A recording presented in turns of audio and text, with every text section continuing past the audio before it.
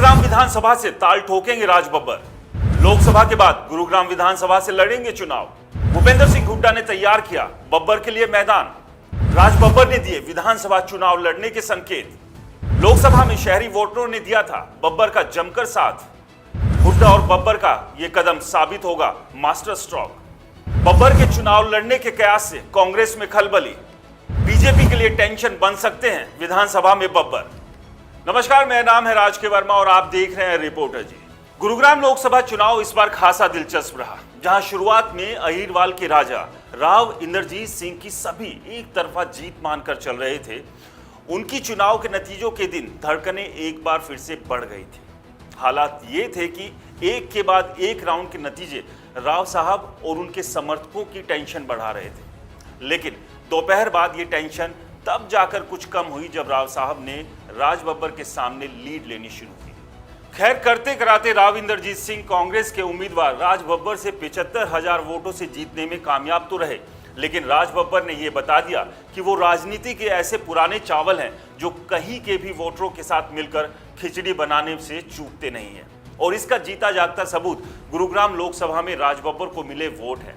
इसके अलावा राज बब्बर ने हाल ही में खुद भी कुछ ऐसा इशारा दिया जिसके बाद उनके विधानसभा चुनाव लड़ने के कयास शुरू हो गए। चलिए अब समझते और समझाते हैं कि आखिरकार क्यों राज बब्बर के लिए गुरुग्राम विधानसभा चुनाव लड़ने के ये कयास लगाए जा रहे हैं। इसके कई कारण हो सकते हैं। पहला कारण, पिछले 3 विधानसभा चुनाव से गुरुग्राम विधानसभा में कांग्रेस का खाता तक नहीं खुल सका है। हालात ऐसे हैं कि इस मैदान में टीम लगातार फिसड्डी साबित हो रही है। इसको पिछले 3 साल के आंकड़ों से समझते हैं।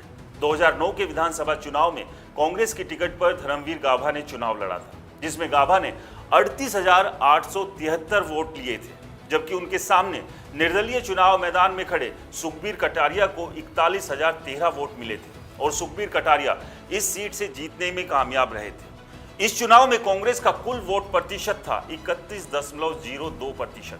इसके बाद 2014 के विधानसभा चुनाव में कांग्रेस पार्टी ने एक बार फिर से धर्मवीर गाभा को टिकट दिया और चुनाव मैदान में उतारा, लेकिन इस बार भी वो कोई खास करिश्मा पार्टी के लिए नहीं कर पाए। गाभा को इस चुनाव में 19,094 वोट मिले, जो कुल वोट का 10.05% था। इस बार वे तीसरे नंबर पर रहे और बीजेपी के उमेश अग्रवाल चुनाव जीतकर विधायक बन गए। 2019 में कांग्रेस ने गुरुग्राम विधानसभा से सुखबीर कटारिया को टिकट थमाकर चुनाव मैदान में कूदा तो दिया, लेकिन कटारिया साहब 2019 में जो काम निर्दलीय रहकर कर गए वो कांग्रेस की टिकट पर ना कर पाए। 2019 में सुखबीर कटारिया को 23,126 वोट मिले, जो कुल वोट का 12.23% था, जबकि उनसे बेहतर निर्दलीय उम्मीदवार मोहित गरोवर निकला, जिसने 48,638 वोट हासिल किए। लेकिन इस बार भी इस सीट से बीजेपी ने जीत का झंडा गाड़ा और सुधीर सिंगला की विधायक के तौर पर ताजपोशी हो गई। अब बारी 2024 के विधानसभा चुनाव की है।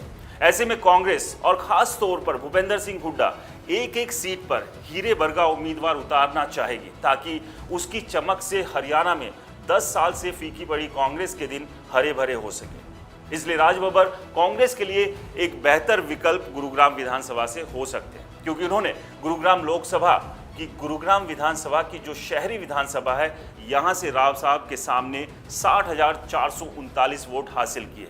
यानी शहरी वोटरों ने राज बब्बर को कम समय में भी बाहरी ना मानकर अपनाने का काम किया। चलिए बात करते हैं दूसरे कारण की। गुरुग्राम विधानसभा पर आज अगर कांग्रेस उम्मीदवारी की तलाश चिराग लेकर भी करती है तो दूर दूर तक जूम करने के बावजूद कोई चेहरा साफ नहीं नजर आता है। लेकिन राज बब्बर एक मंझे हुए राजनेता है और उन्होंने जिस तरह से गुरुग्राम लोकसभा चुनाव में बीजेपी के उम्मीदवार और मौजूदा सांसद को नाको चने चबा दिए थे, उससे कांग्रेस के लिए वो बढ़िया विकल्प साबित हो सकते हैं।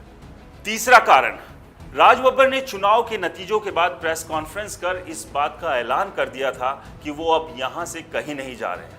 वो अपना दिल्ली वाला घर बेचकर यहीं लटगाड़ेंगे और लोगों की सेवा करेंगे। लेकिन अब सवाल ये है कि क्या वो 2029 की तैयारी के लिए अभी से यहां पर डेरा डालेंगे या फिर इरादा विधानसभा को भेदने का है, क्योंकि उनकी बातों और इशारों से तो 2029 नहीं बल्कि लक्ष्य कुछ और ही नजर आ रहा है। आपको क्या लगता है, राज बब्बर गुरुग्राम विधानसभा से चुनाव लड़ेंगे और क्या उन्हें चुनाव लड़ना चाहिए? हमें कमेंट्स कर जरूर बताएं।